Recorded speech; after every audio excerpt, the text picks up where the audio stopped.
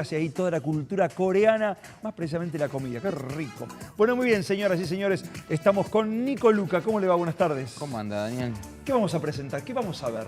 Mira, hay algo que se viene instalando desde hace unos cuantos años, ¿sí? Que tiene que ver con los avances respecto de grupos que antes estaban o minimizados o por ser minorías estaban descartados, cuando la democracia no es la imposición de la mayoría sobre las minorías, sino es velar por la igualdad de todos, incluyendo las minorías, ¿no? La igualdad de acceso a la ley, la igualdad en la sociedad. Primero tuvimos el matrimonio igualitario, 2010. Uno cree que fue hace 1000 años, fue hace menos de una década. Totalmente. Hace 23 años había un obispo que pedía mandar a los homosexuales a una isla. O sea, en el 2010 se aprobó el matrimonio igualitario. Después, en el 2006, un par de años antes, unos 4 años antes, se había aprobado la Ley de Educación Sexual Integral. Y es algo que se sigue debatiendo. Aunque parezca mentira, no es acá, es acá, en España sobre todo, que se sigue debatiendo porque la educación sexual integral tiene perspectiva de género, entonces creen que a los chicos los van a hacer... los padres creen que a los chicos los van a hacer homosexuales, transvestirse y todas esas cosas, desconociendo obviamente profundamente cómo funcionan estas cuestiones. Pero después apareció el lenguaje inclusivo. Exacto. Y el lenguaje inclusivo en realidad viene de hace rato. Viene de cuando por escrito escribíamos con la X en reemplazo de la vocal que denota si es masculino o femenino, o el arroba en reemplazo de la vocal que denota si es masculino o femenino. Hace unos años, a través del Colegio Nacional Pellegrini, si no me equivoco, en una conferencia que habían dado, empezamos a escuchar por primera vez que estaban hablando con la E, en reemplazo de la vocal que denota masculino o femenino. Exacto. Y generó un impacto tremendo. Generó un impacto tremendo. Yo me adapté y milité un montón de todas las cuestiones anteriores, pero con el lenguaje inclusivo, yo puntualmente tengo un serio problema. Porque sí, lo uso para la cotidianeidad, para joder, chau chiques, cómo andan, qué sé yo, y utilizamos el chiques.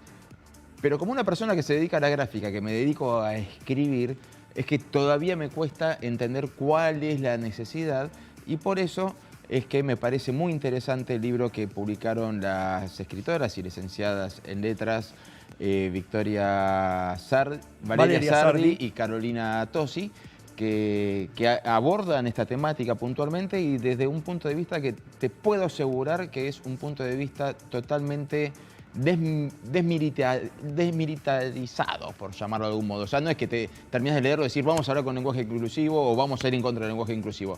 Van con las dos cosas, me pareció muy interesante el abordaje que hicieron. Muy bien, estamos en contacto con ellas, me refiero a Valeria Sardi y a Carolina Tosi. Hola Valeria, hola Carolina.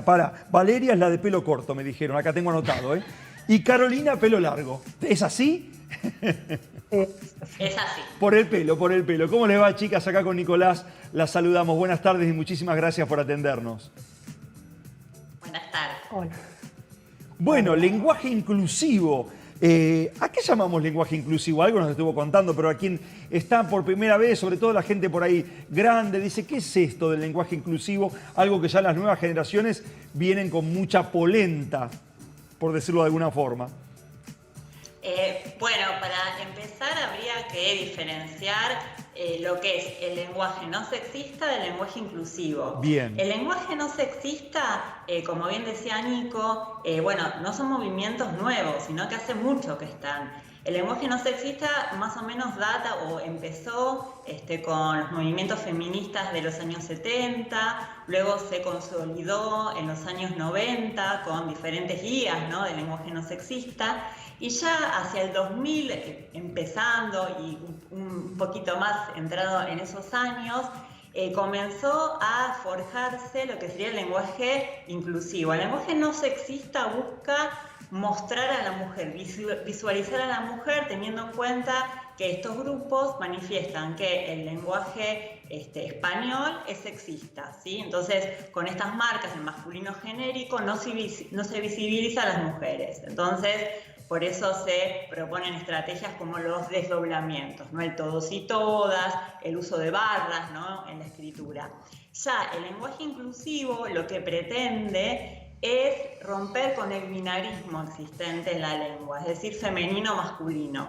Y esta E, ¿no?, que se usa mucho en la oralidad, pero también en la escritura hay otros usos, como el arroba, en un momento también se usó el asterisco, y ahora lo que más se está usando es la X. Lo que se busca es eso, justamente romper con ese binarismo y colocar o un tercer género o justamente un género indefinido que abarque, ¿no?, las diferentes variantes. Ahora, la pregunta que surge puntualmente para los que nos manejamos mucho con la gramática, que cada vez que tenemos alguna duda recurrimos a la Real Academia Española, ¿qué pasa con ese choque cultural, ¿no? Porque se sabe que cuando empezaron a utilizar el lenguaje inclusivo en la oralidad estaban tratando de llamar la atención en algo puntual, lo cual funcionó. ¿Sí? O sea, ¿cuál es la problemática? ¿Por qué estaban utilizando esta palabra y automáticamente se focalizó sobre la problemática que estaban planteando?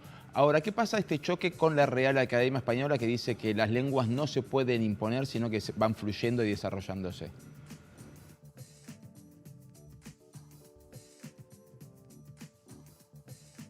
No sé si... ¿Querés ir? Bueno, en realidad, la Real Academia Española funciona como una institución que regula de algún modo los usos de la lengua castellana, ¿sí?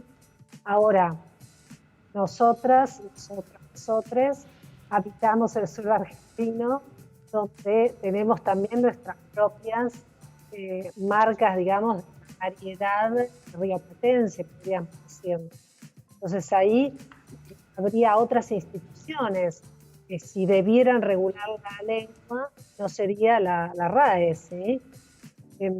Por otro lado, cuando hablamos de lenguaje inclusivo, lo que estamos proponiendo es buscar, a través del lenguaje, usar una forma discursiva que incluya a todos, es decir, a todas las identidades sexogenéricas, incluyendo las identidades no binarias, las identidades LGBTI+.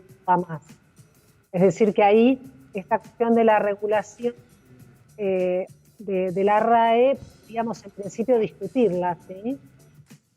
Y Carolina, para vos, ¿qué pasa realmente en la sociedad argentina? ¿Esto se va a ir ganando terreno sobre esto? Primero comienzan los jóvenes, hay colegios como el Nacional Buenos Aires, por ejemplo el Pellegrini, en que los profesores y los chicos utilizan mucho el lenguaje inclusivo, pero del resto de la sociedad hay como un todavía, bueno, como todo, ¿no? Como cuando aparece algo nuevo, hay un cierto rechazo.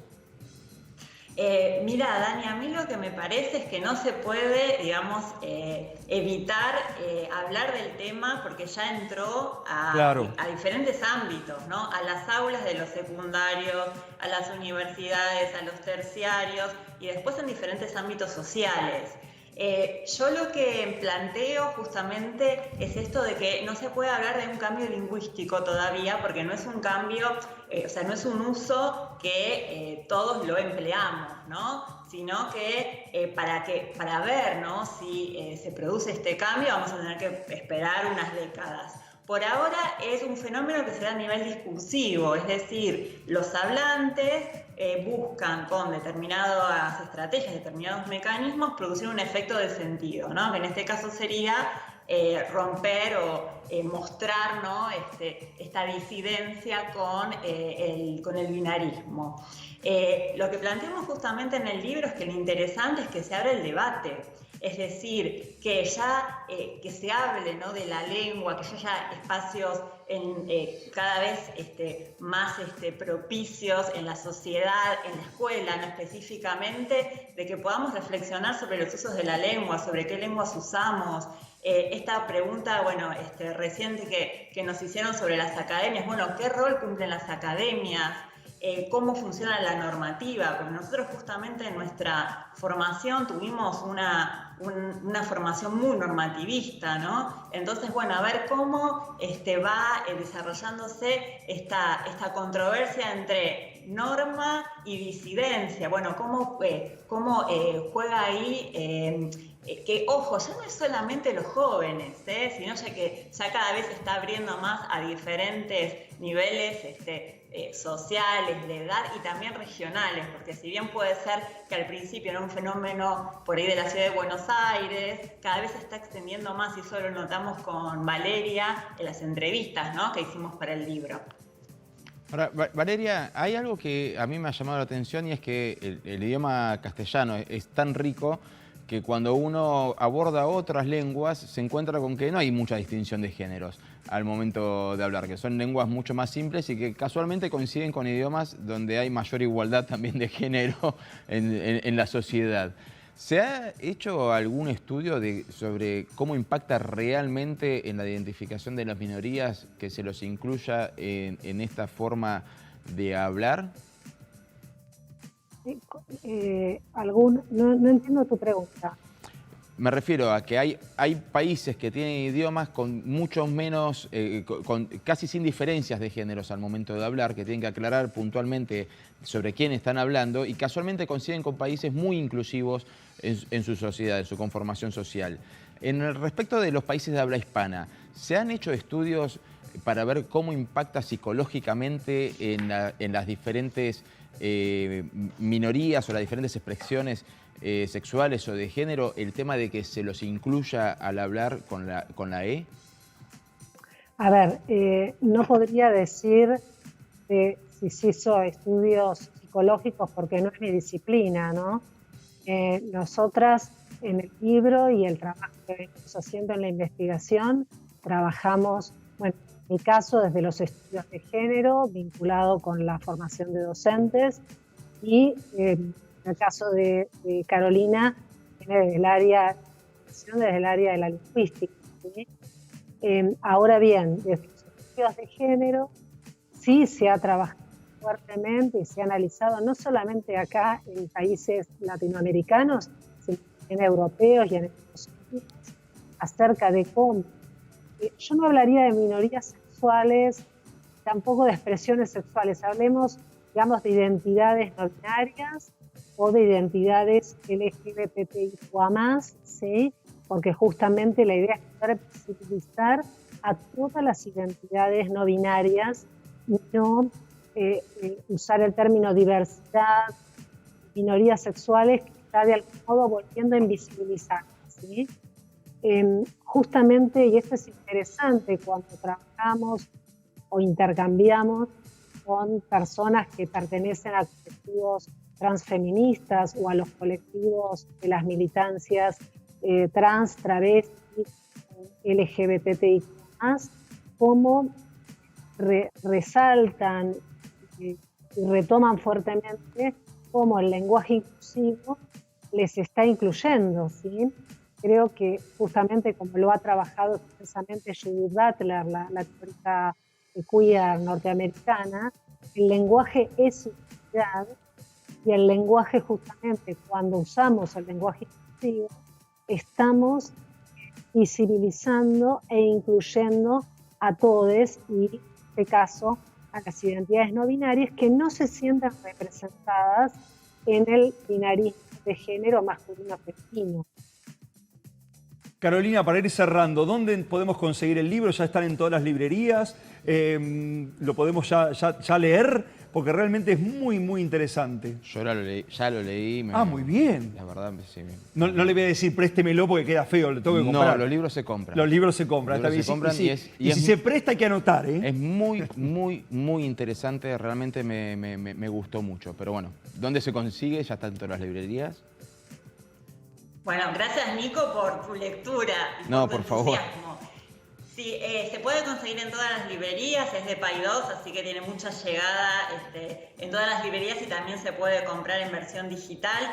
Y les repetimos, la idea justamente no es hacer una bajada de hablemos o no en inclusivo, sino justamente desde una perspectiva de género, pensar la lengua, pensar en el discurso, y que no solamente los docentes, ¿no? Que si bien es un libro destinado para ellos, también es para todos aquellos interesados en pensar estas cuestiones de la lengua y que puedan tener las herramientas, contribuciones, etcétera, para poder seguir alentando este debate que es tan interesante y tan necesario. Y tan necesario. Carolina, Valeria, Carolina, muchísimas gracias por esta comunicación. Que tengan una buena tarde y mucha, pero mucha, como decimos en teatro, mucha merd con el libro, ¿eh? Bueno, muchas gracias. Gracias a ustedes. El debate está planteado. Muchas gracias.